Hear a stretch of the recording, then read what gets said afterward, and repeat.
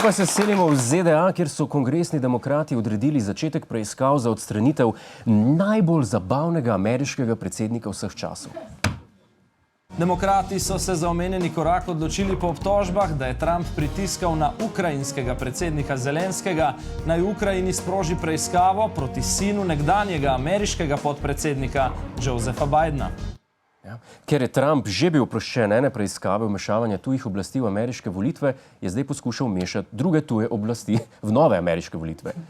Človek res hoče, da se govori o njem. Ne? Kako drugače razložiš te lase? Mislim, to je zločin. Če je bil predsednik Trump v prvi preiskavi oproščen vseh sumov, ga tokrat čakajo resnejše posledice.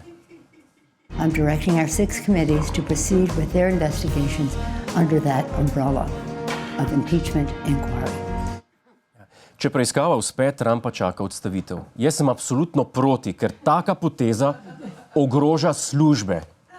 Naše službe. Mi rabimo ljudi, kot je Trump, da nam servirajo vsebino. Brez ljudi, kot je Trump, Kordiš, pa bogi tip sendvičem. Kaj je že bil? Bi bila ta oddaja sam jaz, kot tle 30 minut berem v smrtnice.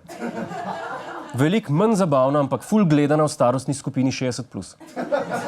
Zato je logično, da nas je strah za naše službe, če na naslednjih ameriških volitvah zmaga Joe Biden. Človek je dolgočasen. A dela sploh karkoli, kar nas zanimalo?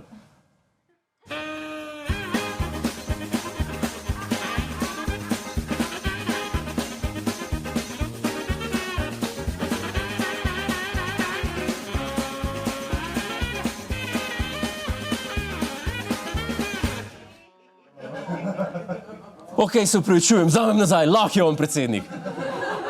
Ker sem se bal, da nam bo zmanjkalo materijala, ampak zdaj vidim, da nam bo verjetno prej zmanjkalo minutaže. Hej, to je naš YouTube kanal, klikni na ta gumb in se naroči, da boš na tekočem. Polajkaj pa nas tudi na Facebooku in na Twitterju, pa na ulici, pa na kakšnem javnem WC-ju.